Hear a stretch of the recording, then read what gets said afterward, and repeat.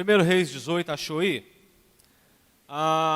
O contexto, eu vou contar mais ou menos o contexto para vocês e aí a gente vai ler uma parte do texto. Nós vamos ler sobre o profeta Elias agora. Elias estava desaparecido do mapa há um bom tempo, ninguém sabia o paradeiro de Elias. Acabe tinha mandado buscar por Elias em vários povos e ele não foi encontrado. E de repente Elias aparece no cenário, do nada. Porque ele tinha ouvido uma palavra de Deus falando sai, depois ele ouviu a mesma palavra de Deus falando volta. Quando ele voltou, ele se apresentou e disse o seguinte: avisa o rei que hoje eu vou me apresentar diante dele. E o servo do rei falou o seguinte: Elias, não tem lugar no mundo aonde Acabe não tenha mandado buscar e não te encontrando, ele assolava aquele povo. E se eu for falar com o rei, que você vai se apresentar diante dele hoje, e você não aparecer, porque o Espírito de Deus pode te levar para outro lugar, o rei vai acabar mandando me matar, e eu não vou fazer isso. E Elias disse para ele: olha, tão certo como vive o Senhor, eu me apresentarei diante do rei Acabe hoje.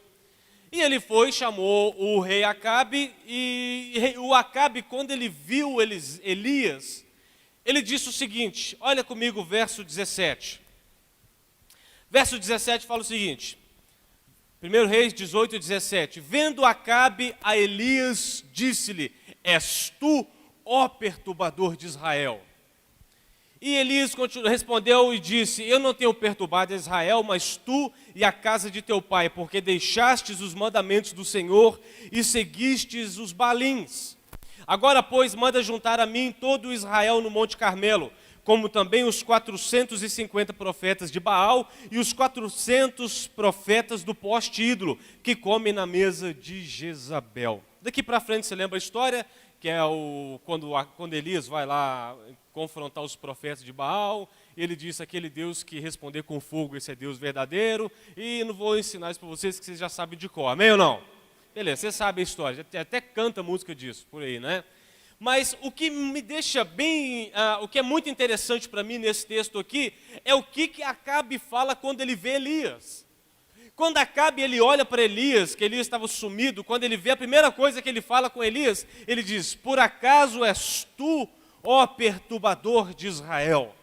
Interessante que Elias, o profeta, ele foi chamado pelo rei de perturbador.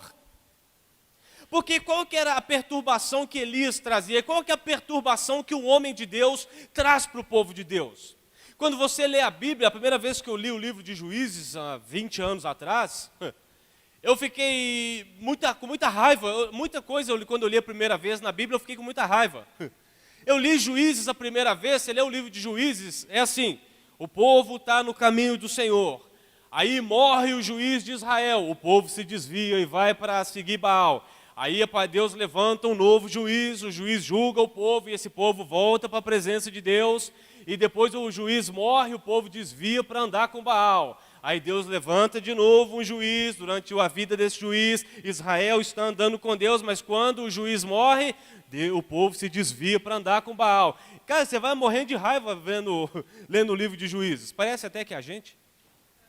E qual que era a perturbação que os juízes traziam para a nação? Eles traziam o povo de volta à presença de Deus. Quando você lê na Bíblia a história dos profetas, muitos deles, tem um profeta na Bíblia muito legal, eu acho muito legal, eu me identifico muito com eles. Uma versão traduz como Micas e outra como Micaías. Eu acho legal o nome Micaías. Quando o rei estava saindo para a guerra, ele consultava os profetas lambi-lambi dele ali da região. Falou assim: aí, vou para a guerra ou não? O que vai acontecer? Os lambi-lambi chegavam para ele e diziam o seguinte: vai para a guerra, ó rei, o Senhor é contigo e tu vai vencer a guerra. Aí o rei pensava: tem alguém aí que pode me dar uma palavra de Deus de verdade? Aí eles falaram: tem um Micaías, mas ele nunca fala coisa boa. Então traz o Micaías. Aí foram buscar o Micaías, quando chegaram falaram: Micaías, presta atenção, tu vai falar com o rei hoje. Fala coisa boa para ele, não fala coisa ruim não, senão ele manda te matar. Aí ele falou: então vamos lá. Aí o rei chegou para Micaías e falou: Micaías, eu vou para a guerra, vou ganhar ou vai perder? Vai ganhar. Fala a verdade. Então, vão falar a verdade? Pode. Vai perder e ainda vai morrer. Está escrito, depois você procura lá. Micaías falou isso para o rei: não, não preocupa não, tu vai perder a guerra e ainda vai morrer. O problema com os homens de Deus, o problema com os profetas, é que eles trazem o povo desviado para a presença de Deus. E quando Acabe viu Elias, ele sabia que ele estava em apuros. Porque o que aconteceu com Elias? Elias falou o seguinte: eu vou embora e só vai chover quando eu mandar. E sumiu no mapa por 3 anos e meio. Depois de 3 anos e meio, ele chegou naquela sequidão miserável lá. E Acabe olhou para Elias e ele sabia que a falta de chuva era por causa da palavra do profeta de Deus. E quando ele olhou para Elias, ele sabia que ele estava em apuros. Primeiro porque ele era um frangote, que era mandado pela mulher. Quem mandava nele era Jezabel, todo mundo sabe a história disso. Né? E a primeira coisa ele viu, eu pensei, cara, vou ter problema em casa, né? Chegou Elias, minha mulher vai me bater hoje à noite. Né? Ele sabia que ele estava... Então, quando ele olha para Elias, ele fala: és tu, ó perturbador de Israel. Porque qual que era a perturbação que você acha que Elias ia trazer de volta, que ia trazer para Acabe e para Jezabel? Ele ia acabar com Baal e os Baalins, ele ia derrubar o poste ídolo e ia trazer o povo de volta para a presença de Deus. Esse era o grande problema do profeta Elias, que eles sabiam que Elias andava com Deus, Elias era o homem de Deus, e quando Acabe olhou para Elias, ele sabia: vai ter bagunça. Porque vai chegar, vai quebrar tudo. Lembra Gideão? Eu acho legal quando eles colocaram o nome de Gideão de Jerubaal, né? Aquele que derruba Baal. Que Deus falou com Gideão: vai lá e derruba o poste ídolo de Baal. Só que Gideão ficou morrendo de medo, lembra da história? Aí ele fez de madrugada. Ninguém está vendo. Chamou 2 amigos: bora comigo lá, bora lá, bora lá. Levou um machado, derrubou o poste ídolo. No outro dia, filho, todo mundo sabia que era Gideão. Por que você acha que todo mundo sabia que era Gideão que quebrou o poste ídolo? Porque eles sabiam que a vida de Gideão estava alinhada. E ele trouxe uma grande perturbação para o povo dele, porque ele... É muito interessante, quer pensa? É uma situação para se pensar, né? Alguém chega numa cidade aí, tem um poste ídolo na cidade, em qualquer, em todas as nossas cidades hoje tem. Alguém chega lá de madrugada, quebra aquilo e vai embora para casa. No outro dia está a polícia na porta da sua casa. Por que vocês vieram aqui? Só tem uma pessoa nessa cidade que derrubaria o ídolo: você. Só você tem boca para falar isso aqui na cidade. E isso é o que aconteceu com o profeta Elias. Ele trouxe uma grande perturbação, trazendo o povo de volta para a presença de Deus. Não é isso mesmo? Lembra do confronto de Elias com os profetas de Baal, que eu estou falando que não precisa falar? Lembra como é que ele matou os profetas de Baal? Profeta de Deus, um homem do Senhor, um ungido do céu, aquele que foi levado embora numa carruagem de fogo. Como que você acha que ele matou os profetas de Baal? Faz fila aqui, ó. 450, mais 400. Aí ele puxou o facão, né? Ou uma espadinha, uma faca, qualquer coisa você imaginar. Aí chegava o primeiro: próximo. Qual o teu nome? Fulano. Você é profeta de Baal, né? Sou. Eu te mato nesse momento, em nome de Jesus. Próximo. Você é profeta de Baal? Sim. Eu te mato nesse momento. Próximo. Você acha que foi assim? Sem chance, meu filho. Perna, cabeça, orelha, pé voando para todo lado. O bicho ficou possuído de Deus e acabou com tudo ali. Então essa é a grande perturbação que Elias trazia nos dias dele.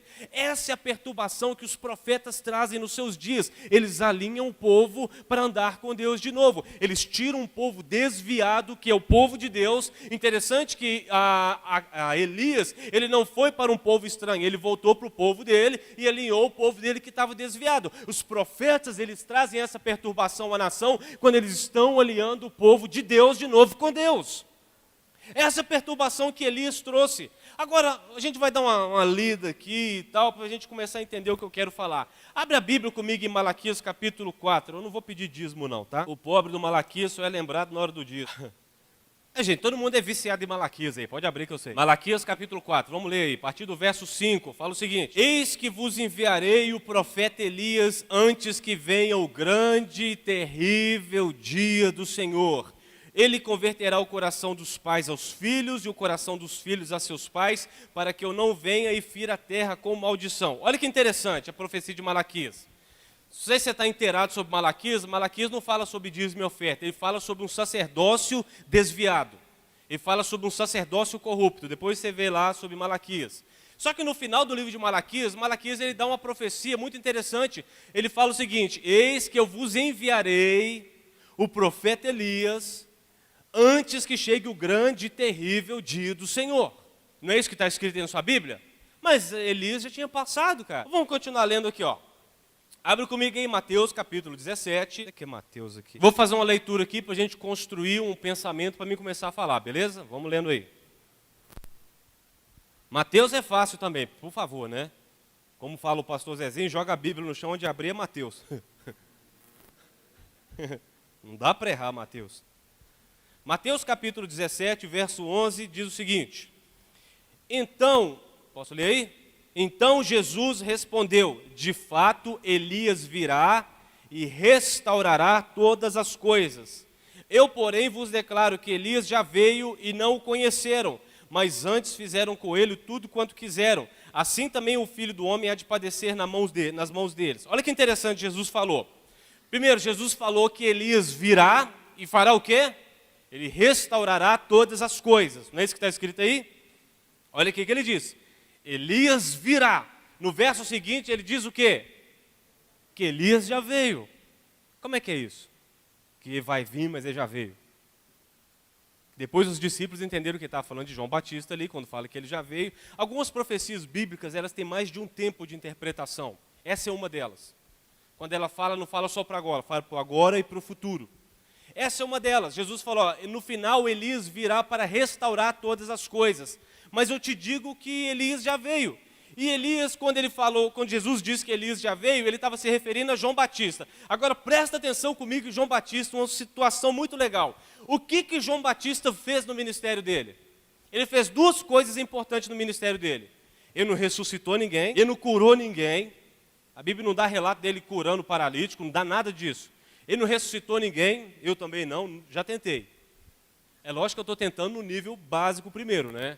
Eu moro no sítio. De vez em quando morre um bicho lá no sítio, eu vou lá fazer um teste, né? É verdade, cara. De vez em quando morre um bicho no sítio lá, eu vou lá assim, tenho certeza que não tem ninguém olhando. Eu não vou me queimar também, né? Uma das minhas últimas tentativas foi com um cachorro. Peguei um cachorrinho que tinha morrido assim, olhei para ele assim, peguei ele na mão, falei, vai lá enterrar ele. Falei, beleza, vou. Aí eu fui no lugar que eu tinha certeza que ninguém estava me olhando, né? Olhei para aquele cachorro ali na minha mão, sem vida. Falei, em nome de Jesus, levanta a pata e late agora. Vai latindo em nome de Jesus aí, meu filho. Late, cachorro! Ah, não vai latir. Não joguei, eu só enterrei ele onde devia. Também tentei com um passarinho e um cachorro de 13 anos também esses dias que morreu lá, não consegui não.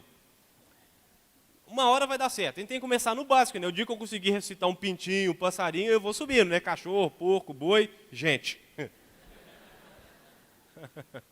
Então eu tô treinando, uma hora eu consigo. Eu já ressuscitei formiga, já é uma coisa, né? Quando eu era moleque, eu pegava a formiga, colocava no freezer da geladeira, né? No congelador, fechava, esperava tipo uns 2 minutos. Aí depois abria, pegava que a formiguinha dura, igual um pau lá dentro, né? Colocava na mesa e ficava soprando nela. Dá um bafo nela, né? Aí ela, de repente, destravava e saía andando. Milagre! Ressuscitei a formiga. Mas João Batista, ele não fez nenhum milagre. A Bíblia não relata nenhum milagre dele, nada assim. Mas ele fez duas coisas importantes. Primeiro, ele trouxe uma nação desviada para o caminho de Deus. E a segunda coisa que é ligada a ela, ele preparou o caminho para que Jesus chegasse. Elias, em João Batista, Jesus falando, não é encarnação, não é Chico Xavier, não, entendeu? Escrevendo a carta sem olhar o que está escrevendo. Aí fica a letra garrancho, cada um lê o que quer ler.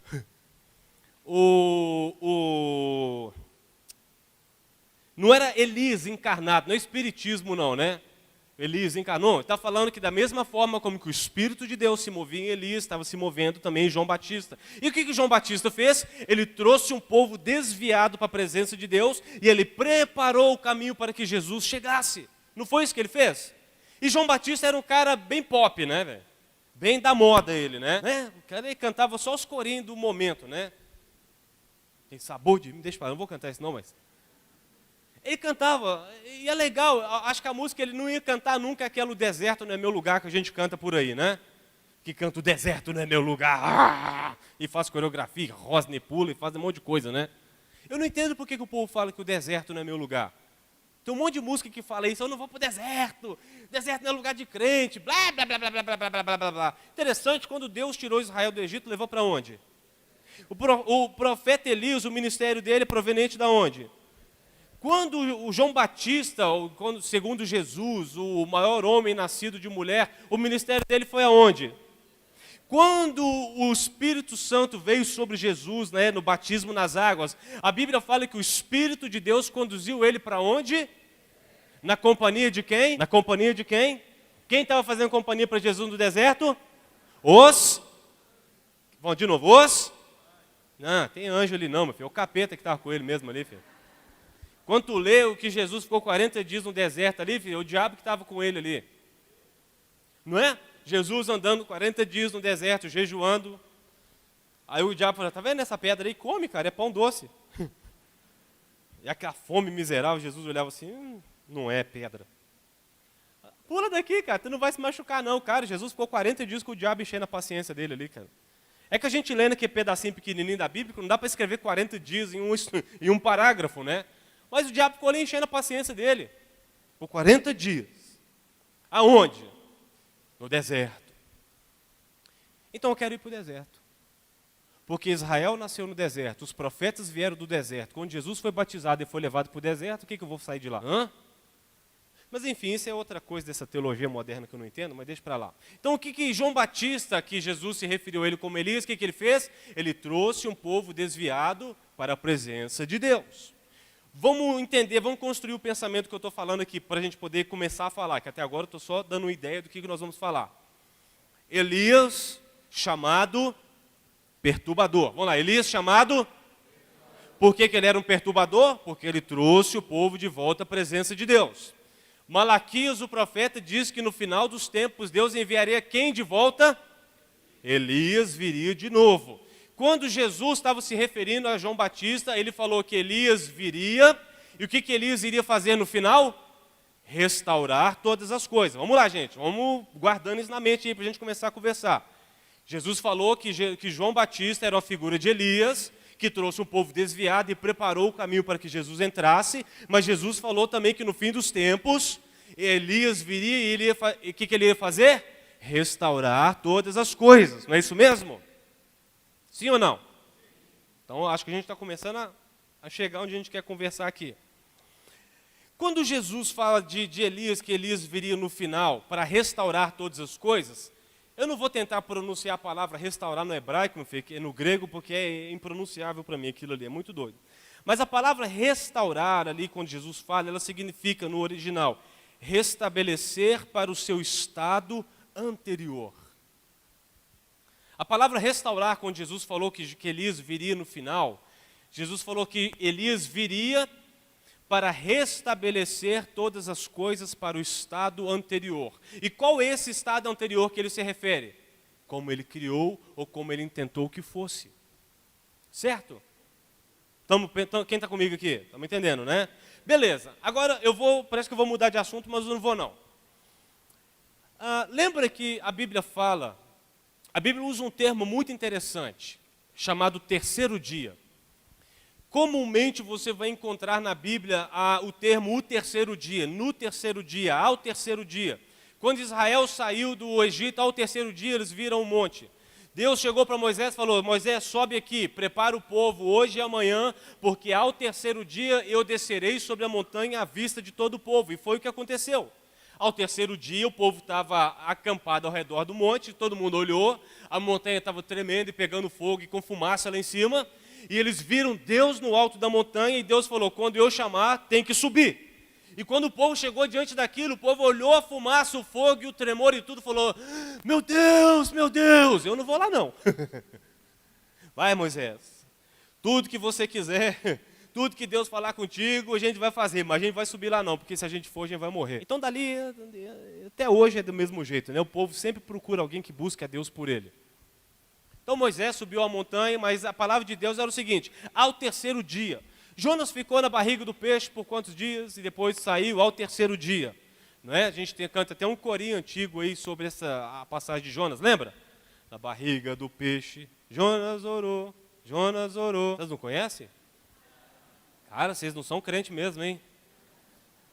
Eu começo a puxar os corinhos, você não sabe nenhum. Vamos lá, na barriga do peixe, Jonas orou, Jonas orou, Jonas orou, na barriga do peixe, Jonas orou, e o peixe vomitou. Vamos de novo? Na barriga do peixe, Jonas orou, Jonas orou, Jonas orou, na barriga do peixe, Jonas orou, e o peixe vomitou. O peixe vomitou, o peixe vomitou, vamos lá, vamos lá. E o peixe vomitou, o peixe vomitou, o peixe vomitou. É isso aí. Ao terceiro dia o peixe vomitou. Então normalmente você vai achar isso na Bíblia, o terceiro dia. Jesus ressuscitou em qual dia? Então você consegue perceber que a Bíblia tem uma linguagem muito especial para o terceiro dia? Sempre ao terceiro dia Deus faz algo muito especial na face da terra. Sempre ao terceiro dia, quando Deus fala no terceiro dia, o terceiro dia, ele é sempre o dia do Senhor. Agora, ó, pensa comigo aqui. A Bíblia fala que 1000 anos para Deus é como um dia. E um dia é como 1000 anos. 1000 anos como um dia como 1000 anos. Beleza, nós estamos em qual milênio da era cristã? Qual? Nós estamos já entramos no terceiro milênio da era cristã, não é? Não é o terceiro milênio? Se 1000 anos é como 1000 dias, não, se 1000 anos é como um dia e um dia como 1000 anos, então nós estamos entrando no terceiro dia da era cristã. E no terceiro dia, Deus faz algo na face da terra. Agora aqui entra a minha conversa com vocês. Até aqui eu vim construindo o pensamento para a gente começar a falar sobre ele. Nós estamos vivendo dias muito especiais. Muito. Eu fui salvo há 20 anos atrás. 8 de janeiro de 1995, aqui em Belo Horizonte. Eu sou daqui de Belo Horizonte, mas moro lá no Paraná. Todo mundo acha que já viu minha esposa por aí, a mais bonita do sítio. Está por aí, ó. Ela está lá no fundo cuidando das crianças mais bonitas. Eu fui salvo 20 anos atrás. Eu vi nascer aqui em Belo Horizonte aquele chamado movimento profético, adoração profética. Eu vi na virada do terceiro dia, do segundo para o terceiro dia, 98, 99, 2000, 2001, 2002, 2003, 2004, um movimento de adoração e de profetas se levantando na virada do terceiro dia. Só que no terceiro dia é o dia em que Deus aparece diante de todo o olho. Deus fala o seguinte: prepare o povo para o terceiro dia. Cara, o Brasil, ele estava sendo preparado para a virada do dia, para a entrada do terceiro dia, quando surgiu esse movimento profético de adoração aqui no Brasil. Essa virada do dia, essa mudança de tempo aconteceu numa transição profética na nossa nação. E nós estamos vivendo esses dias que são dias muito especiais. Agora deixa eu te falar uma coisa muito interessante. Eu sempre vejo pessoas falando assim: um grande mover está vindo sobre a igreja brasileira. Algo muito grande vai acontecer sobre a igreja, e tarará, tarará, e tarará. E a gente nunca sabe o que é esse algo grande. Eu lembro quando eu era novo convertido, eu fui na igreja que eu estava aqui, veio um rapaz pregar, um irmão lá pregar, que ele dizia que ele tinha todos os dons do Espírito Santo. O cara ele falava: eu sou o homem dos 9 dons do Espírito Santo, aleluia. E o cara era violento, cara. Só que eu não sabia nada, eu era bem analfadeus ainda, entendeu? Eu não manjava nada, cara. Eu vi aquele cara, eu falei, ele falava que tirava foto de anjo, umas paradas assim. Não, real, o cara falava mesmo, ele mostrava umas fotos todas borradas assim, ele falava que eram os anjos, borrão na foto. E eu não sabia nada, analfadeus, analfabíblia, né? Tava olhando aquilo ali, nossa, que doido, vou lá pedir esse cara para orar por mim, né?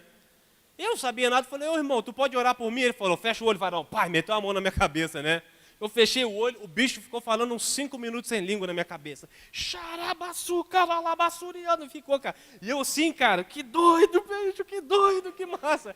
Eu não manjava nada, deixa que massa. Aí depois de uns 5 minutos o cara falou assim, e oro dessa forma para que o inimigo não entenda. Amém, vai com Deus, jovem. Aí o inimigo não entendeu, eu não entendi, os anjos não entenderam. Ninguém entendeu a oração do cara.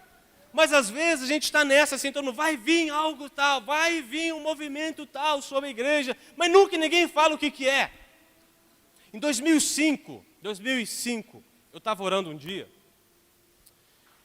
que eu estava bem inconformado com a situação da igreja brasileira, como ainda estou. Eu acho que eu sou muito idiota, né? Fala assim, Dimitri.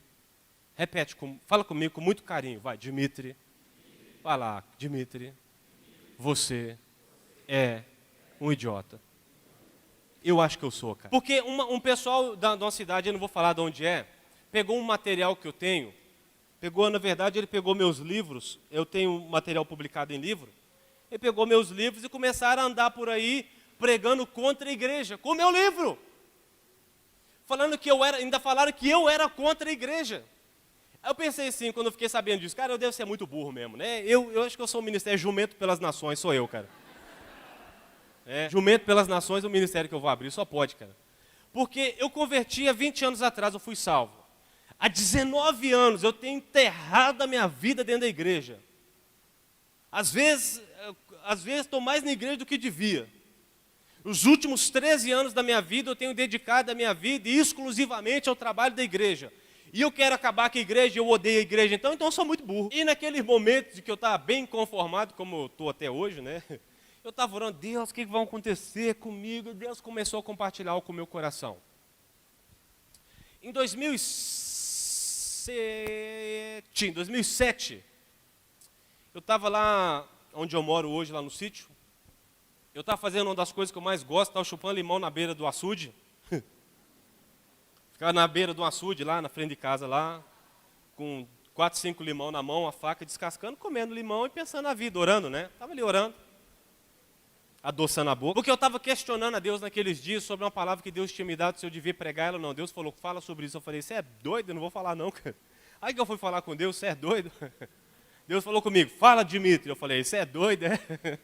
Vou falar isso não, ninguém fala disso, eles vão falar que eu sou maluco se eu começar a pregar sobre isso. E eu percebi uma coisa ali, parece muito banal, mas foi muito especial para mim. Eu pegava aquele carocinho do limão que eu chupava, jogava no açude e ficava vendo as ondinhas indo embora. Você viu quando você joga um negócio no açude? Faz aquele redondinho, vai crescendo assim? Faz as ondinhas, eu ficava olhando aquilo assim e jogava outro carocinho de limão. Aí eu vi que vinha uma corredeirinha d'água assim no açude, onde que enche o açude, né? E as ondinhas subiam contra a maré, contra a corredeira ali, né? Bem pouquinho, mas subia.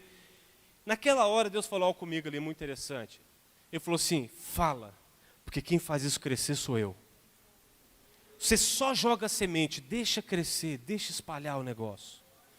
Então, naquele ano, eu comecei a trazer uma palavra, em 2006, foi a primeira vez que eu falei sobre isso, mas a partir de 2007 eu comecei a falar disso de uma forma mais aberta, que nós estamos vivendo um tempo que Deus está levantando reformadores para a sua igreja. Você quer saber qual que é a grande onda que vai vir sobre a igreja nos próximos anos? Um movimento de reforma. É o que vai acontecer com a igreja nos próximos anos, cara. Você vê que periodicamente Deus está intervindo na história da sua igreja, do seu povo, trazendo reforma para eles, restaurando o povo, trazendo o povo para um alinhamento com Ele.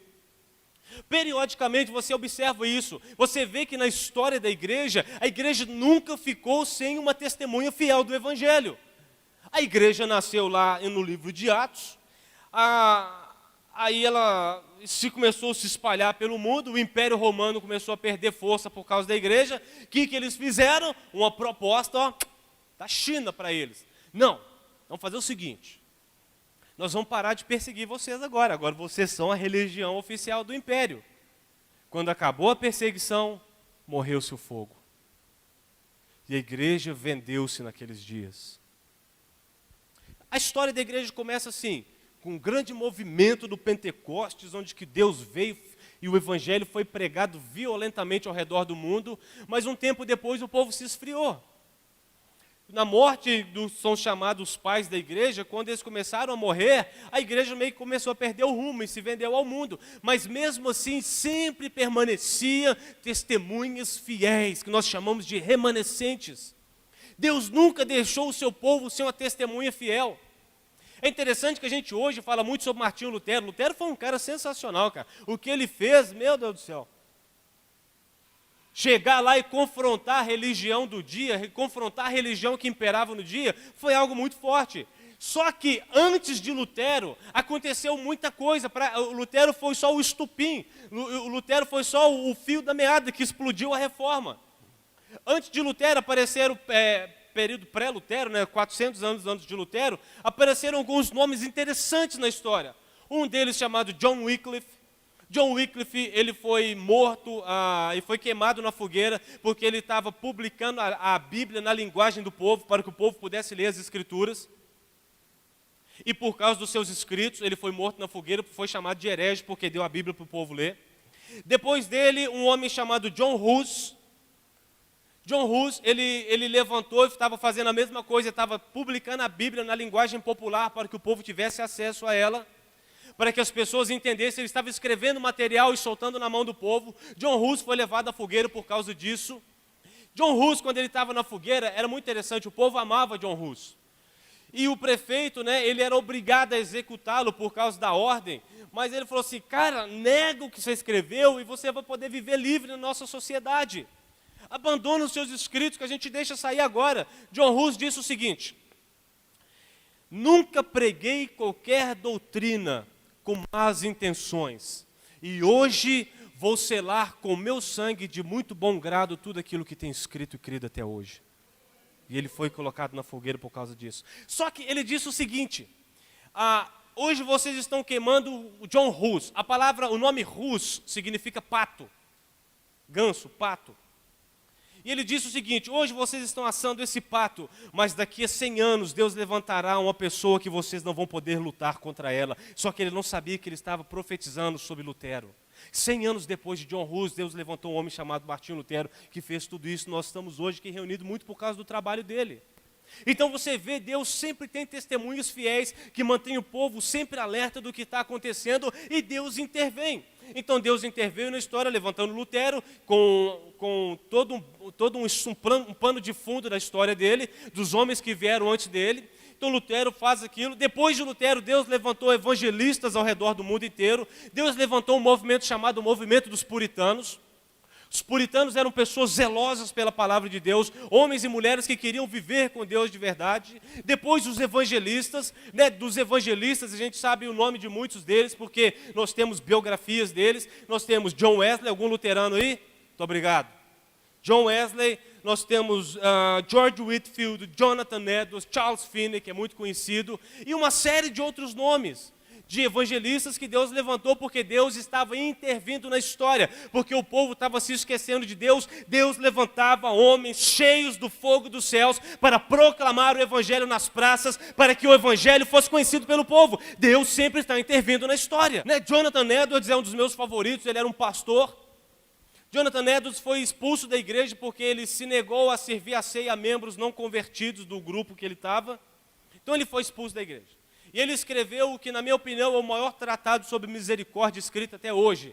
Um sermão chamado Pecadores nas mãos de um Deus irado. Se você não leu, tem domínio público na internet, baixa lá, Pecadores nas mãos de um Deus irado.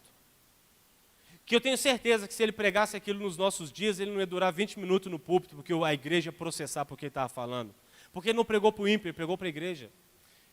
Jonathan Edwards, ele escreveu o seguinte nesse sermão, ele falava o seguinte: o Deus que mantém vocês, estava pregando para a igreja, o Deus que mantém vocês acima do abismo do inferno está terrivelmente irritado, e o furor dele queima contra vós como fogo. Vocês são 10.000 vezes mais abomináveis aos olhos de Deus do que uma serpente venenosa e odiosa aos olhos de um homem. E vocês têm ofendido a Deus infinitamente mais do que um rebelde obstinado ofende a um governante, e nada a não ser a misericórdia de Deus impede que vocês desçam ao abismo nesse exato momento. E a ira de Deus são como grandes águas represadas, e elas estão forçando passagem, querendo vir sobre vocês, e segurar a ira de Deus é como reter uma avalanche de rochas com uma teia de aranha. E você vê Deus levantando esses homens na história para alertar a igreja. E nos nossos, no Brasil, eu tenho para mim algo muito pessoal. Eu acho muito vergonhoso para a igreja brasileira que nós nunca vimos avivamento no Brasil. A história da igreja brasileira é muito grande. Nós passamos por vários momentos de despertamento. Né, na década de 50, o pastor Zezinho que estava aqui ontem, eu não sei se ele contou a história do pai dele para vocês, eu acho que não estava aqui. Até nos anos 50, todas as igrejas no Brasil históricas, elas eram tradicionais. Quer dizer, não criam no dom do Espírito Santo, não batiam palmas, não falavam em línguas, não criam no mover do Espírito Santo.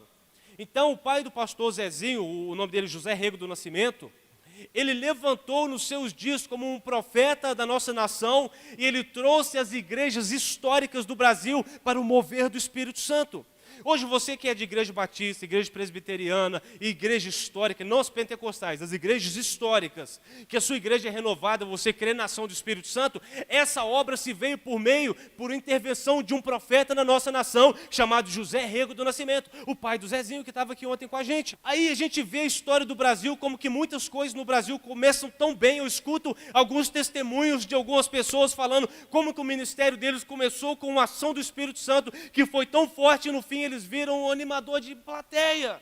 Me ajuda aí. E eu vi na virada do dia, do segundo para o terceiro dia, um movimento profético nascendo no Brasil pela adoração. Mas sabe o que eu estou vendo nesses últimos anos? Esse povo morrer, cara. Cara, eu vi 99, 2000, 2001, 2002, 2003, centenas e milhares de jovens comprometendo as suas vidas com o Evangelho e com a causa de Cristo, que a maioria deles está desviada hoje. Ou está morto dentro da igreja, sem o fogo de Deus, desacreditados totalmente, pessoas que estavam nas plataformas ministrando para a igreja, sendo uma bênção, trazendo o fluir do Espírito Santo, hoje são poços secos, mortos. Na virada do dia, Deus derramou sobre nós, mas nós estamos morrendo com aquilo que nós temos guardado. E eu vi muitos deles se perderem de verdade. Mas ainda existe um remanescente fiel desse movimento, cara. Ainda existe um remanescente fiel.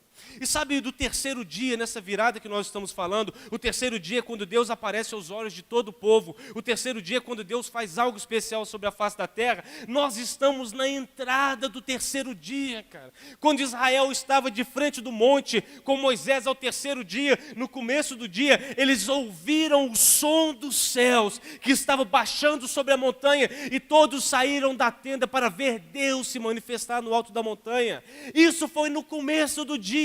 Nós estamos na entrada do terceiro dia. É para nós começarmos a abrir os olhos e os ouvidos para ouvir o som que vem dos céus, quando Deus se revela diante de todos os olhos.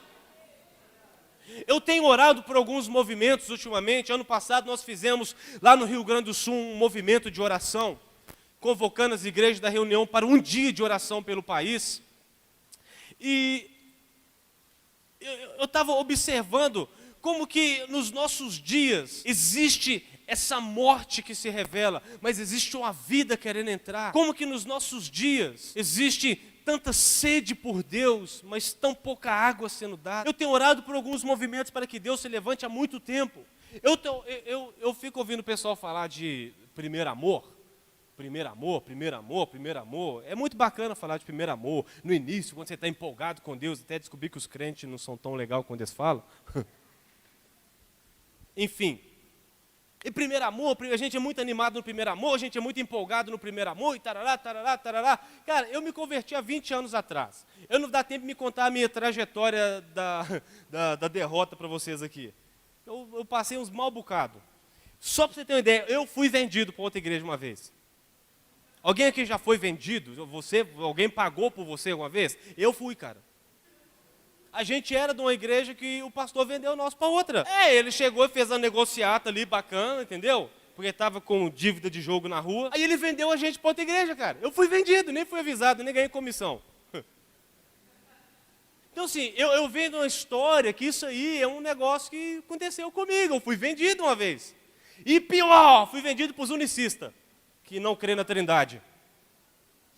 Vai ser meu anjo da guarda. Não bate com o anjo da guarda desses aí não, filho. Vai dar fight. Então, aí eu vejo falar de primeiro amor, eu sei o seguinte. No começo da fé eu era muito empolgado, cara, mas muito empolgado demais. Quando a gente vai para, não sei se vocês repararam, não, vocês não passaram por aqui. Aqui passando por Ibirité, quando você vai para Ibirité e indo para Belo Horizonte, tem uma montanha logo aqui na frente, grande ali. Eu e alguns amigos passávamos dias em cima daquele monte ali orando. A gente era empolgado demais, cara. Só que hoje, depois de 20 anos, eu estou mais empolgado que no começo. E eu estou orando por um movimento do terceiro dia que eu creio que é de Deus. É um movimento que eu lancei na internet um tempo atrás, lá no Face, lá que é bicheira do Facebook, lá, que é porcaria lá. eu coloquei lá, um dia eu estava indignado, cara, em casa.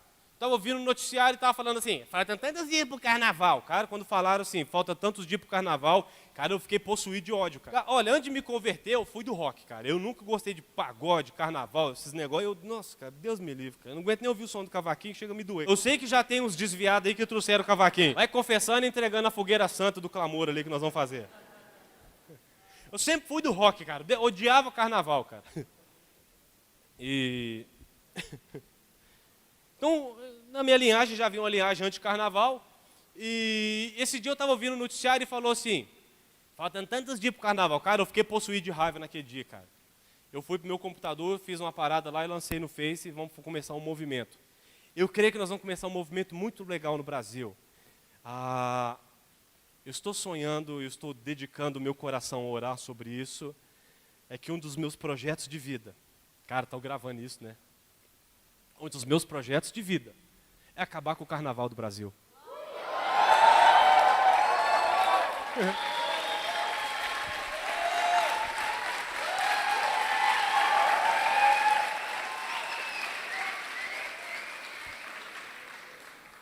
Agora pergunte se eu estou animado.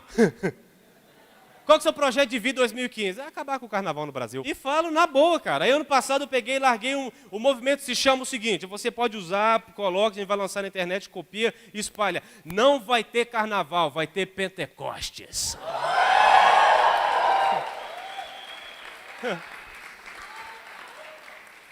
A moçada vai estar pelada lá no sambódromo assim, e chiquiringue, chiquiringue, chiquiringue, de repente, BUM! Deus veio. O povo correndo, escondendo as coisas. Deus está aqui, Deus está aqui.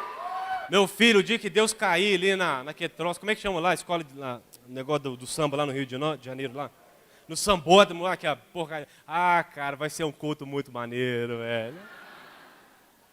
O dia que Deus vier no sambódromo, que o povo está lá mostrando os negócios lá que não deve, vai ser bonito ver o povo correndo com a mão na frente e um atrás, cara. Então nós estamos lançando um movimento, não vai ter carnaval, vai ter Pentecostes. E sabe, cara, Dimitri, isso é muito grande, velho. Para Deus não é. Aí eu lancei isso ano passado na internet. Eu estava zangado, lancei isso na internet. Ora, gente, para não ter carnaval na sua cidade. Para o meu espanto, já viu quando a gente ora, Deus responde e a gente fica assustado? Ó, Deus respondeu. Para o meu espanto, algumas pessoas falaram, Dimitri, nós estamos orando aqui para acabar com o carnaval. Falei, beleza, ora aí, manda ver. Daí um tempo eu comecei a receber e-mail. Foi cancelado o carnaval aqui na cidade. Outra cidade foi cancelado aqui também. Hã? Vocês também estavam nesse movimento? Não tem, cara, vamos acabar com o carnaval, cara. É um dos meus projetos. O outro eu não vou falar, não. Esse eu vou guardar para vocês, vou falar para vocês. Nós vamos orar, sabe por quê? Porque é o terceiro dia. Quem aparece é Deus. Cara, nós estamos na virada do dia, quando o povo chega na beira das tendas e ouve o som que vem dos céus. Esse som quer dizer que Deus está se revelando na montanha. Esse é o terceiro dia. Agora, o que eu tenho a ver isso que eu estou falando com o que eu li no começo de Elias e o profeta com os reformadores e show de bola e tererê e tarará, caixinha de fora. A Bíblia fala que Elias viria no último dia. A figura de Elias fala daquele que prepara o caminho, aquele que traz o povo desviado e prepara o caminho para o retorno do Senhor. Certo? E essa palavra não é uma pessoa que vai se levantar como Elias nos nossos dias. É uma geração inteira, cara. Uma geração inteira chamada de perturbadores. Uma geração que vai trazer o povo desviado e preparar o caminho para que o rei entre. Sabe o que? Eu estava orando e esse ano eu consegui entender essas duas palavras, da época da reforma, de um movimento de reforma para os nossos dias, para o movimento de Elias que se levantará nos nossos dias. Eu estava entendendo assim, e eu comecei a compreender, enquanto eu estava orando, que nós teremos nos últimos dias uma companhia de reformadores proféticos. Não sei se isso te deixa animado, cara, mas isso fala muito comigo. Não sei se isso te anima, mas isso fala muito comigo. Que nos últimos dias reformadores proféticos vão andar sobre a face da terra, trazendo a nação desviada, trazendo uma igreja desviada para o caminho do Senhor, trazendo um povo que não quer showzinho e blá, blá, blá, e entretenimento gospel. Não, filho, nós queremos meter a cara no pó no deserto, nós vamos orar e jejuar, nós vamos buscar Deus com força nos nossos dias, cara. Sabe, alguns dias atrás eu estava orando, deixa eu tomar um gole d'água aqui. Ah, tem um outro ali. Quando acabar as 2 garrafas, eu paro de pregar. Eu estava orando uns dias para trás e eu tive uma visão. Eu vou compartilhar com vocês isso. Ano passado, eu conheci um cara que mexeu muito comigo. Na verdade, eu já conhecia ele de ouvir falar, mas ano passado meus olhos ouviram, né? E a gente teve um tempo muito pancada junto, cara. Eu gastei alguns dias com ele e a gente vai andando de carro para lá e para cá, vai no hotel, vai aqui, tá lá. Meu filho, cara, meu carro virou um troço muito doido. Nós entramos numa pira com Deus ali dentro, então eu vou falando mais evangélico, né? Porque nós entramos no mover do Espírito ali dentro do carro, né? Vai que alguém se escandaliza. Nós entramos no mover ali dentro do carro e ele começou a liberar algumas palavras que eram palavras que Deus tinha falado comigo há muitos anos atrás. Ele começou a confirmar essas palavras e eu comecei a falar para ele, ele falou, é isso mesmo. A gente ficou doido dentro do carro, entramos no parafuso, surtamos. De um modo evangélico de dizer, nós fomos abençoados. Né? A gente ficou cheio do Espírito Santo abençoado dentro do carro ali.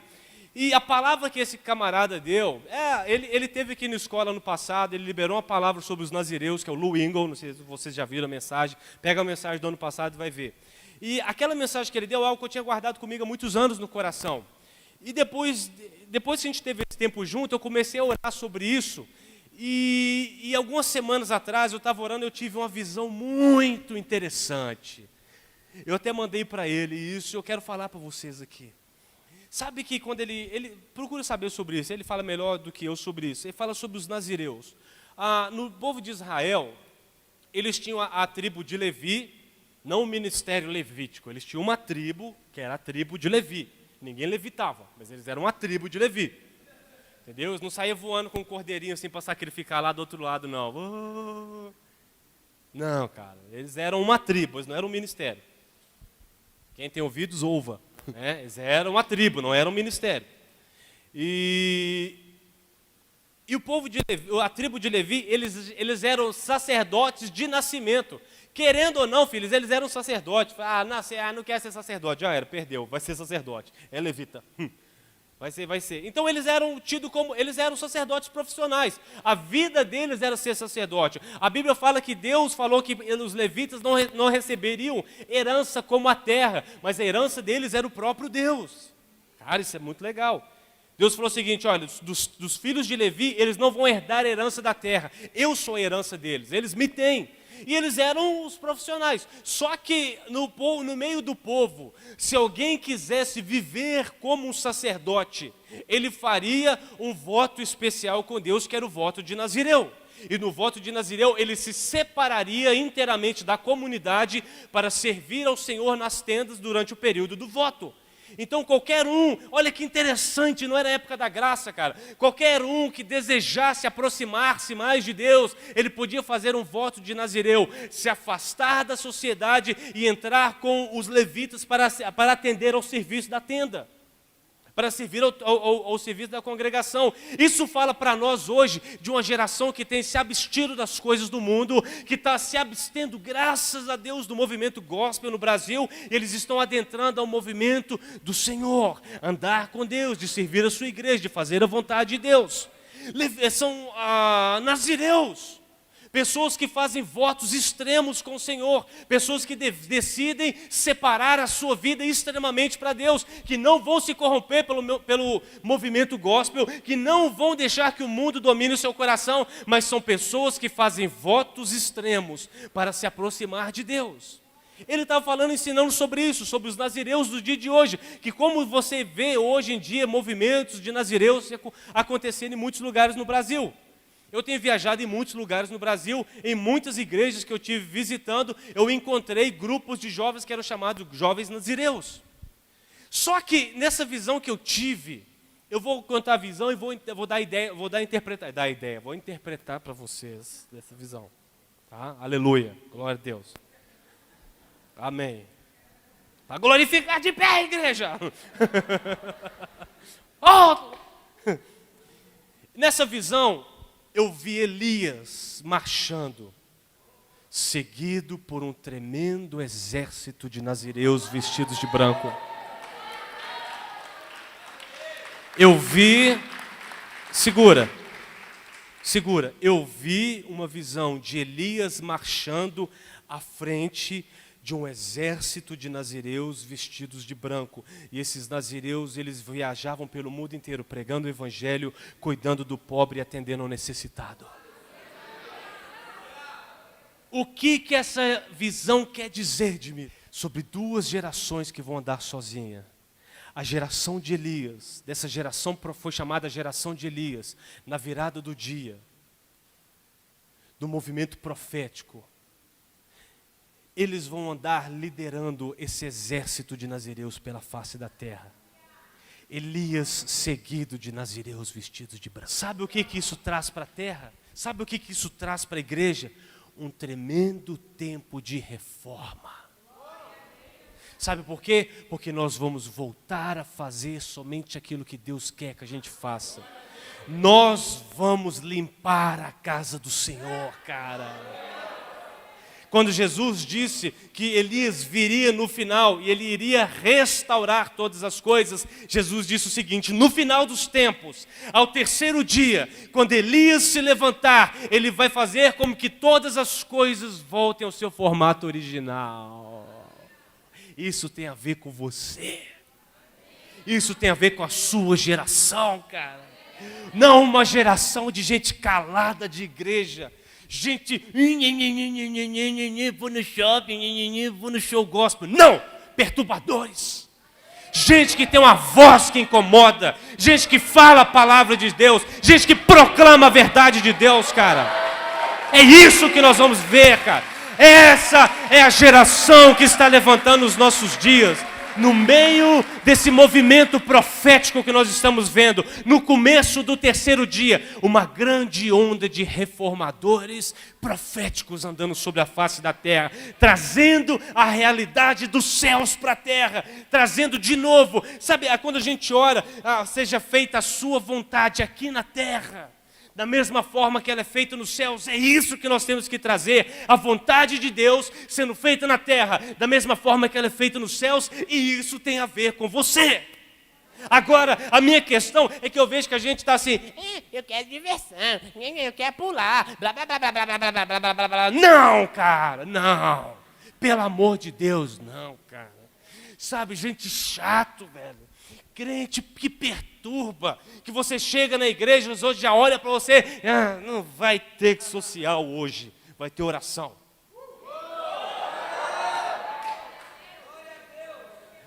Hoje não vai ter, como fala, telecrente, como fala, telacrente. Não vai ter telacrente hoje, vamos orar até cair a boca hoje. Quem que vai ministrar amanhã? Amanhã vai ter a telacrente? Não, é o Dimitri. A Vicky não tem filme. Não, filho, não vai ter filme não, cara. Nós vamos orar até perder as forças, cara. Nós vamos jejuar até desmaiar, cara. É isso que nós vamos fazer. Ano passado eu entrei numa pegada de jejum. Falei, cara, eu vou jejuar também até desmaiar agora também. Fiz 40 dias de jejum. Lá no dia 38, mais ou menos, dia 37, eu moro perto do Paraguai e resolvi dar uma chegada no Paraguai. Estou eu passando assim, sem juízo, né, cara? Eu atravessei a rua correndo, com 38 dias de jejum, entrei na loja com tudo assim. Quando entrei na loja, o mundo sumiu da minha frente, assim, ó. Tudo escureceu assim, falei, é hoje. Já ouço o bater das asas. És tu que vieste me buscar? Ó, anjo Miguel. Aí eu achei um lugar para escorar, foi voltando as forças. Eu falei, é melhor eu andar mais devagar. Fiz a minha comprinha, fui embora feliz para casa. É ter churrasco no fim de semana? Não vai ter churrasco, nós vamos jejuar. Sabe, essa é a onda dos nossos dias. Esse é um movimento de reforma para a igreja nos últimos dias, de acabar com esse negócio de brincar de casinha na igreja. Sabe uma coisa que eu aprendo quando a Bíblia fala, quando Ezequiel viu o rio de Deus? É muito interessante. Ezequiel chegou lá na frente do rio de Deus, o homem que estava com ele falou o seguinte: mede esse trem aí. Ele não falou assim, né? Falou de outro jeito. Falou assim: ó, profeta Ezequiel, por obséquio, faça-me o grande favor de medir a distância rio adentro. Se não for muito infortúnio. Não, mede esse trem aí. Aí chegou assim, até aqui as águas dão nas canelas. Beleza, vai mais para frente. Aqui dá na cintura, vai mais para frente. Aqui dá nos ombros, vai mais para frente. Tem certeza? Tem. Aí eu falei, e agora? Agora não dá para ficar em pé. Está afogando. Sabe uma coisa que eu aprendo sobre isso? Quando a pessoa está com água nas canelinhas ali no rio de Deus, você vê mais o rio ou a pessoa? Interessante. Quando a água está na cintura, você vê o rio e vê a pessoa. Quando a água está nos ombros, né? Você vê o rio e vê a pessoa. E quando submerge, o que você vê? Só o rio.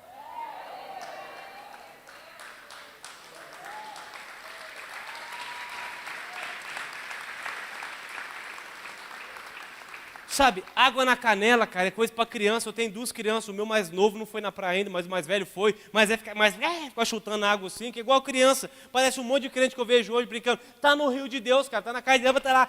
Olha para mim, eu tô no rio de Deus. Todo mundo olha para ele pulando na água do rio de Deus. Olha, o cara tá no rio de Deus. Aí o outro tá com água na cintura. Nossa, que benção, o cara é de Deus, né? Olha o nome dele, qual que é o nome dele mesmo? Acena aqui para mim, por favor, entendeu? Você dá um pouquinho do rio de Deus e de você também aqui. E a água tá meio aqui, você olha pro cara. Bah, que cara ali é de Deus pra caramba, meu Deus, olha que homem de Deus, meu Deus, aí, mas você ainda vê o cara. Mas o grande segredo dos ministros da casa do Senhor é o dia que você não é visto mais. O dia que o seu nome é esquecido, mas todo mundo lembra do que Deus fez. Esse é o segredo, cara. Isso é para os nossos dias. Reformadores proféticos, perturbadores da nação. Gente que vai incomodar, gente que vai abrir a boca para trazer a igreja de volta para o caminho, gente que vai ser um incômodo no showzinho evangélico que você paga 30 pila para ir assistir. O dinheiro desperdiçado.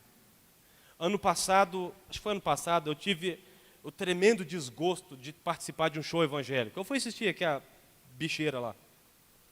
Tive o grande desgosto de ir num show evangélico. Estava lá eu, naquele momento, passei a tarde inteira lá arrumando um lugar lá. Eu não ia tocar nem fazer nada, eu tinha que estar lá dentro. Aí, era 9 horas da noite o show, 2 horas da tarde, já tinha gente agarrada nas grades assim, ó. Eu vim ver o fulano, eu vim ver o fulano, eu vim ver o fulano. E tinha uma mulher com um carrinho de neném lá. Eu vim ver o fulano, eu vim ver o fulano, eu vim ver o fulano. Aí eu olhei para aquilo e falei, misericórdia de Deus, como que pode? O negócio é 9 horas da noite, o povo está querendo, já está aqui por causa do cara. Aí deu 7 horas da noite, mais ou menos, não abriu a porteira para o povo entrar. Você acredita que os crentes começaram a brigar lá fora com segurança? Verdade, cara, virou um brigueiro, lata d'água, vão para todo lado, uma confusão medonha. E eles tinham que levar 1 quilo de alimento não perecível para o ingresso lá. E tinha um caminhão parado de lado, onde as pessoas davam o alimento não perecível para alguém, a pessoa colocava o alimento não perecível dentro do caminhão e liberava a passagem do cidadão. Filho, quando abriu a porteira, foi aquela estourada de boi. Via saco de arroz voando lá para dentro, feijão, sal, batia no caminhão, pá, estourava tudo lá dentro. Eu olhando assim, grande esse mistério. Quem poderá desvendá-lo, né? Fiquei olhando aquilo, aí entrou a multidão, deu umas 8 mil pessoas mais ou menos naquele evento lá. Quando um pastor teve a grande ideia de orar antes de começar o show para liberar a música, né? Você não acredita que os crentes começaram a vaiar o pastor que estava orando? Verdade, eu tenho gravado isso.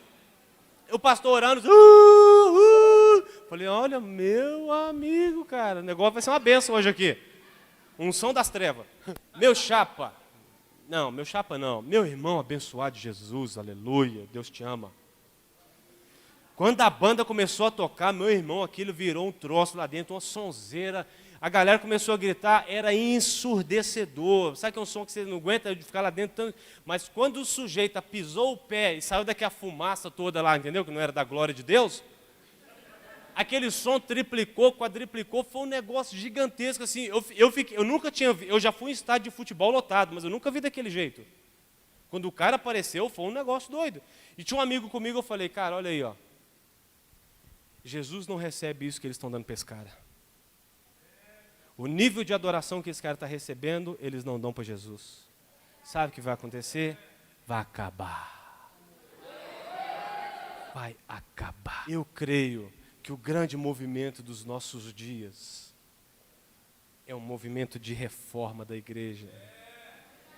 Reformadores proféticos que vão se mover no espírito de Elias.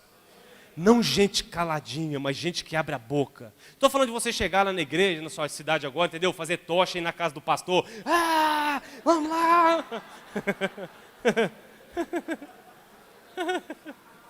Com garfo, tridente, né? Ah, vamos lá pegar o pastor! Não estou falando isso não. A sua vida vai denunciar o erro. A sua vida vai ser um constrangimento para as pessoas. E quando você abrir a boca, você traz alinhamento para a terra, cara. Não é pelo barulho, mas é pelo incômodo da sua presença. Porque quando Elias apareceu no cenário, Elias não chegou no alto da montanha e gritou, ah, uhul, cheguei!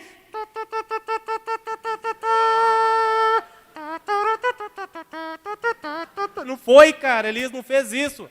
Elias apareceu no cenário e o cenário mudou. Na virada do dia, na entrada do terceiro dia, quando Elias aparece, o cenário muda. Eu tô animado, cara. Eu sou um mineirinho animado, bicho. Eu tô muito animado com aquilo que nós vamos ver nos próximos anos, cara. Nós estamos vivendo dias muito especiais.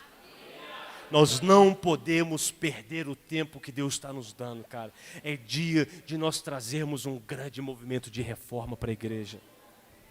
E sabe o que foi legal, cara? Em 2006, 2007, quando eu comecei a falar sobre isso, cara, eu vi isso acontecer que Deus tinha me falado. Lembra do carocinho de limão?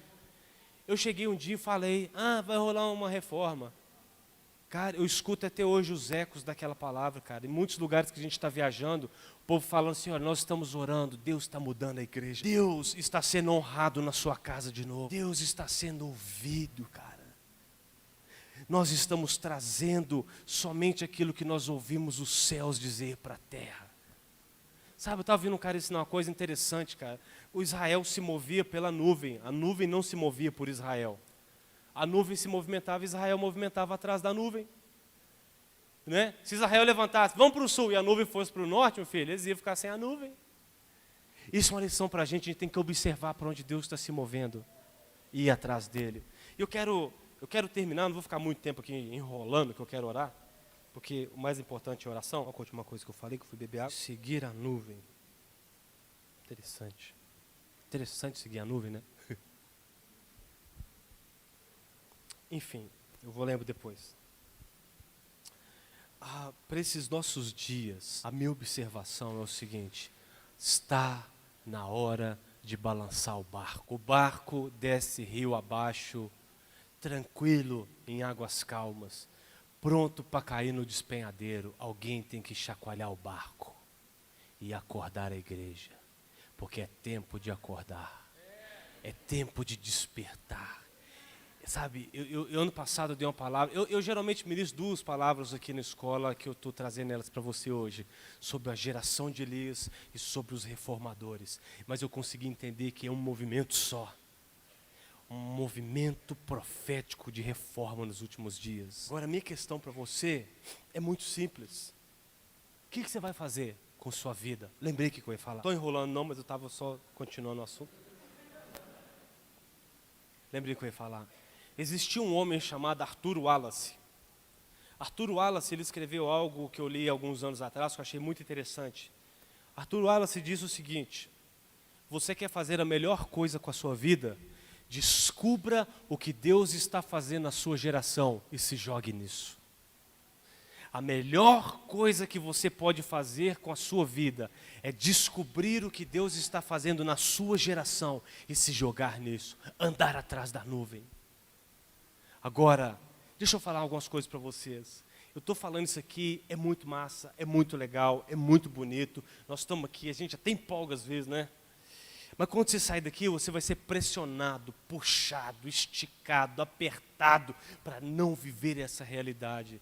Você vai vão até tentar te comprar. George Whitefield, um dos evangelistas dos séculos passados, um dos meus pregadores favoritos, ele a primeira vez que ele pregou na igreja, quando deram a oportunidade para ele, quando ele tinha 21 anos de idade, eles falaram no fim do sermão o seguinte: esse cara é muito empolgado, esse pregador é muito empolgado. E ele começou a ser uma pedra no sapato da igreja na época dele, porque ele era um homem de Deus voltado para a oração, e ele estava alinhando a congregação que ele estava com. Ele virou um problema para a igreja. E o que fizeram com George Whitefield? Proibiram ele de pregar nas igrejas da Inglaterra. Proibiram, falaram assim, não, vamos dar para ele um cargo de supervisor, né? Que aí ele fica bastante ocupado e não tem tempo de pregar. E ele percebeu que eles estavam tentando comprar a sua boca. Eu falei, não quero continuar pregando. Eles falaram o seguinte: você está proibido de pregar em qualquer igreja na Inglaterra. Ele falou, vocês me proíbem de pregar nas igrejas, eu vou pregar nas ruas. Ele subia nos bancos das praças e começava a pregar, e a multidão chegava ao redor dele para ouvir a mensagem.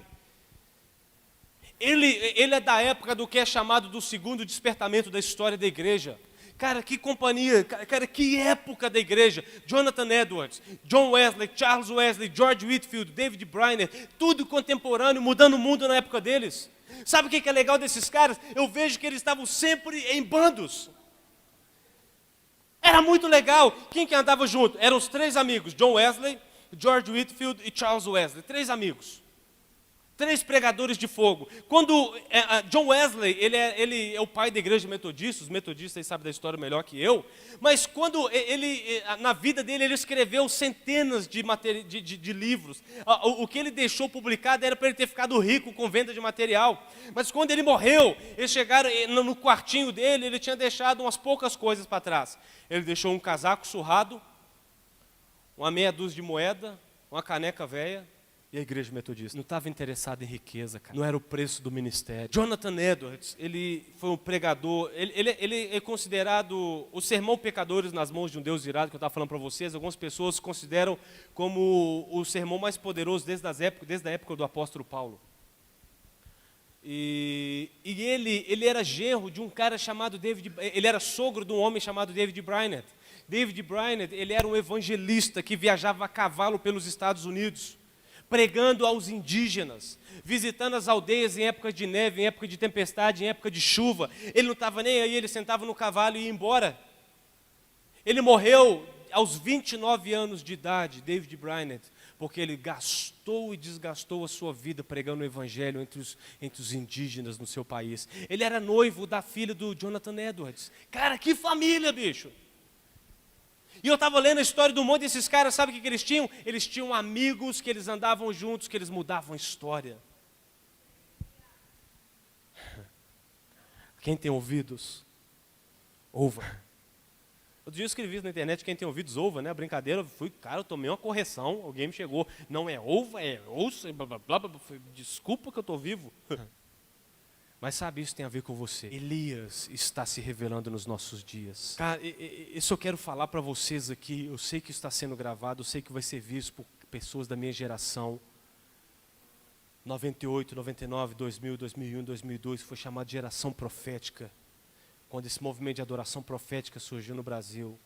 Deus está chamando a geração profética para liderar o exército de nazireus. Cara, você está ouvindo isso em casa, sei lá o que está acontecendo contigo.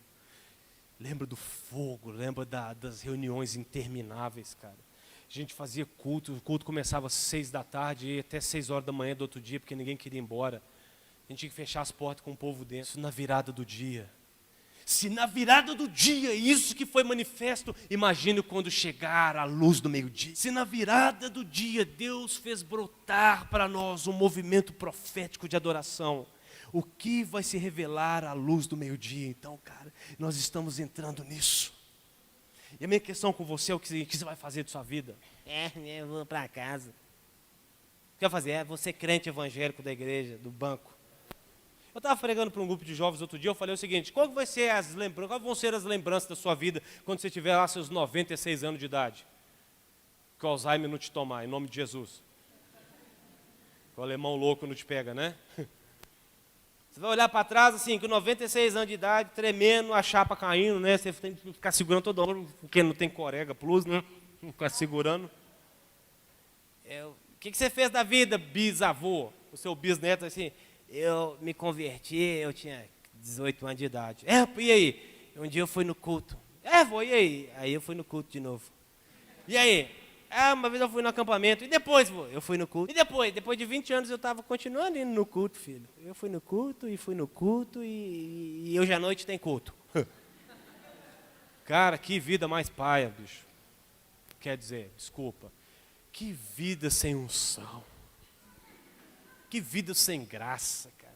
Eu fui no culto. Filho, eu vou dar para vocês hoje a solução para acabar com a monotonia da sua vida. Oração. Oração faz com que sua vida não seja monótona. Porque a oração vai fazer duas coisas contigo. Primeiro, isso acontece comigo, acontece com você, eu tenho certeza. Toda vez que você ajoelha seu joelhinho no chão ou fecha seu zoinho para fazer oração, você fala: Senhor, você lembra na hora de tudo errado que você fez. Mas é batata, cara. Você fala assim: oh meu Deus, vem cair nas fichas. Você fez isso. Vai pedindo perdão. Meu Deus, tem coisa que eu nem lembrava. Aí eu falei: mas eu lembro, vai ajeitando isso aí. Vai arrumando. É ou não é? Cara, quando você começa a orar, coisa mais inacreditável. Você está ruim da memória, começa a orar que vai lembrar de tudo, filho. Então, a primeira coisa que acontece quando você começa a orar, você é transformado. Porque você ouve uma voz alinhando a sua vida. Para de fazer isso. E segundo, você ouve uma voz que começa a te falar: começa a fazer isso. Aí começa a aventura. Eu não sei, cara. Eu curto muito fazer isso que nós estamos fazendo aqui, mas pregar na rua é muito legal, cara. Meu lance é pregar na rua, eu curto pra caramba pregar na rua. Com microfone ou sem microfone. Já aconteceu tudo você imaginar comigo na rua. De bêbado vir abraçar os pés, achando que é Jesus, entendeu? Né? Uma vez a gente direto, cara, a gente fazia louvor na rua e pregava, tinha um pessoal que fazia aquele teatro, parecia alguém vestido de branco, que é Jesus, né? Aí o bêbado vinha, ajoelhava nos pés de Jesus ali e achava que era Jesus mesmo, cara. Vocês devem ter visto esse vídeo um tempo atrás na internet aí. Acho que foi aqui no interior de Minas, eles estavam fazendo a encenação da crucificação de Cristo, né? Aí na hora que Judas trai Jesus na encenação, né? Aparece o bêbado na hora. Judas, traidor safado. Na hora, cara, na encenação aparece o bêbado. Você vai pro inferno, Judas. Aí Judas sai andando, né? Continuando a encenação e o bêbado atrás. Você traiu Jesus, Judas. Você vai pro inferno, Judas. Judas, safado, Judas.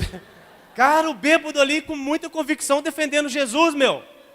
Coisa que muitos de nós às vezes não fazemos, né? Conta uma que aconteceu comigo. Eu sempre gosto de contar essa história porque é bom para motivar vocês. Uma vez eu estava pregando na rua em uma comunidade carente, que não pode falar aquela outra palavra, porque senão é processado, vai para a cadeia, né? Então eu estava pregando numa comunidade carente. Num lugar bem calmo, assim, que te recebe com bala. Assim, bem legal. Aí, cara, a história é o seguinte: eu estava viajando com a equipe, há mais ou menos 2 meses, a gente estava viajando junto. Era eu mais 4 mulheres na equipe. Aí eu viajei 2 meses com 4 mulheres na mesma equipe. Cara, morte na panela, bicho. Sabe? Treinamento para grande tribulação, não tem outra, cara. Treinamento para grande tribulação, meu chapa. Viajei eu mais 4 mulheres, cara. Não tinha assunto comigo, que eu ia falar de assunto com ela? Só na hora da oração e do devocional a gente conversava, o resto eu fiquei 2 meses viajando igual um sem boca. Aí a gente chegava na igreja, né, era bem bacana, aí elas ministravam o louvor, aí elas davam aula na escola bíblica dominical e eu ficava sentado no primeiro banco aqui olhando igual um doido, né? Mas nunca deixava eu fazer nada, mas quando ia para a rua, a líder da equipe chegava e falava: Juliana, você pode dar uma palavrinha aí? Eu falei: é para mim. Aí na rua, levantava, sem microfone, sem nada, eu começava a gritar igual um doido no meio da rua, aglomerava gente, eu pregava. Você quer ter audiência, cara? Chega numa esquina da sua cidade, começa a gritar igual um desesperado. O povo vai vir ver o que está acontecendo. Quando eles verem, você prega. A minha estratégia era essa. Eu começava a gritar na rua, o povo vinha, eu pregava. Aí um dia eu estava numa dessa, estava pregando na rua, sem microfone nem nada, era tipo uma praça. Aí começou a aglomerar gente, quando eu vi que o povo começou a chegar, eu comecei a pregar. Porque Deus, e aleluia! Aí levantava a Bíblia, baixava a Bíblia, apontava a Bíblia para os outros, estava pregando. De repente eu olhei para fora, vi 2 rapazes sem camisa. Eles fizeram assim para mim, ó, enquanto eu estava pregando. Preciso traduzir, né? Eu falei, e o que você faz numa situação dessa? Sai correndo? Eu falei, já que é para morrer, eu vou morrer com glórias hoje. Eu vou pregar, vou morrer pregando, filho. Aí, meu filho, eu orei, eu preguei até mais do que devia. Eu orei por todo mundo que veio aceitar Jesus ali naquela hora. Orei pelas donas, pelas crianças, pelos cachorros, orei pela cerca da casa, orei pela árvore, orei pela janela para dar tempo, orei pelo bebo, pelo bar, para Deus abençoar o barco, para o barco crescer. Orei por tudo, cara. Aí no fim, assim, quando não tinha mais nada para orar, tinha acabado o argumento, eu falei, entendeu? Espero que os irmãos cantem no futuro aquele corinho, da sepultura saiu, entendeu? Porque era ser eu. Aí uma dona chegou para mim e falou assim, irmão, tem 2 rapazes ali querendo falar contigo. Aí, como uma ovelha muda, levada ao matadouro, lá vai eu.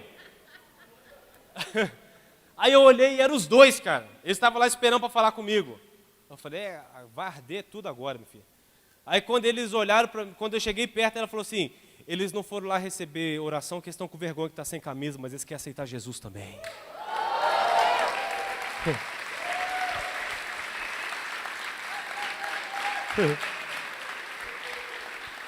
Os caras que falaram meia hora antes que ia me matar, estavam ali, cara, aceitando Jesus. Eu orei com eles, beijei, lambi, fiz tudo, agora vai para casa, filho. Não vai me matar hoje. Você quer ter um pouco de ação na sua vida? Começa a orar, cara. Porque no terceiro dia, um povo de oração consegue ouvir o som que vem dos céus e coloca a cara para fora da tenda e vê Deus na montanha. E sabe qual que é o chamado de Deus na montanha? Deus falou com Moisés, prepare o povo hoje e amanhã, porque ao terceiro dia todos devem subir a montanha. A igreja tem sido preparada há 2 dias. O primeiro milênio da igreja foi um milênio de muito sofrimento, de muita luta, de muita batalha. O segundo milênio da igreja foi um milênio que começou com um rompimento, que veio com reforma logo após, com o levantar de grandes evangelistas que pregaram o evangelho com muita graça e com muito poder. Sabe o que é isso? Deus preparando o seu povo no primeiro e no segundo dia, porque ao terceiro dia todos devem subir a montanha. E hoje eu estou trazendo para vocês esse chamado de subir a montanha. Reformadores proféticos. Não sei o que você vai fazer. Eu sei de uma coisa, eu estou enterrando a minha vida nisso. Está ali meus filhos, provavelmente vai vir outro fim do ano, o ano que vem, vai vir mais filho. Eu quero é filho, quero filho. Eu não estou criando filhos para ser bons cidadãos da sociedade. Eu não estou criando filhos para serem cidadãos distintos da comunidade Rotary Club. Eu ouvi um cara falar isso tempo atrás, eu falei, isso é para mim, cara. Ele falou assim, eu estou criando filhos para incomodar o inferno. E não vai ser só meus 2 gordinhos ali não, cara. Eu tenho muitos filhos esparramados por aí, que são um tormento para o diabo. E a minha questão para você é o seguinte, o que você vai fazer? Vai adentrar o movimento gospel ou vamos balançar o barco? Está na hora de balançar o barco, gente. Vamos balançar o barco. Quando Acabe olhar para você de novo, a expressão dele vai olhar o seguinte, é você o perturbador de Israel? Lembra quando os discípulos foram chamados, esses que estão por aí transtornando o mundo, chegaram agora aqui também. Isso é para a gente, cara. Isso é para nós. E hoje de tarde eu quero fazer um convite para vocês, vamos subir a montanha. Põe a cara para fora da tenda e vamos subir a montanha. Quem está comigo nessa aí? Vamos orar, cara? Vamos orar. Olha, eu não sei, não vou planejar nada, porque é Deus quem faz, eu não planejo, porque eu sou crente, aleluia. Mas eu quero que a gente possa orar por 2 coisas. Eu quero que a gente possa orar, primeiro, para que Deus levante realmente, não só entre nós que estamos aqui ouvindo isso, mas, cara, a primeira vez que eu ouvi a voz de Deus falando comigo sobre o meu chamado, Eu estava trancado num quartinho de costura da minha mãe em casa. 1h da manhã, todo mundo dormindo, eu ajoelhado num quartinho de costura, numa poeira miserável lá, orando, e eu ouvi uma voz que me chamava assim, Juliano. Meu nome é Dimitri Juliano, todo mundo me conhece por Dimitri, por isso que eu falo Juliano. Uma voz fala assim, Juliano. Eu falo, sim, Senhor. E Deus falou comigo. Vamos orar para que a voz seja ouvida nos quartos nesse país. Para que nos lugares secretos de oração a voz seja ouvida. E depois nós vamos orar para que nasça um movimento chamado Não Vai Ter Carnaval. Vai ter Pentecostes. Só que eu queria que a gente orasse. Vamos orar. Que falou assim, ó Deus, olha, isso é para mim. Eu estou falando para mim, de verdade. Mas assim, isso é para mim, isso é para minha vida.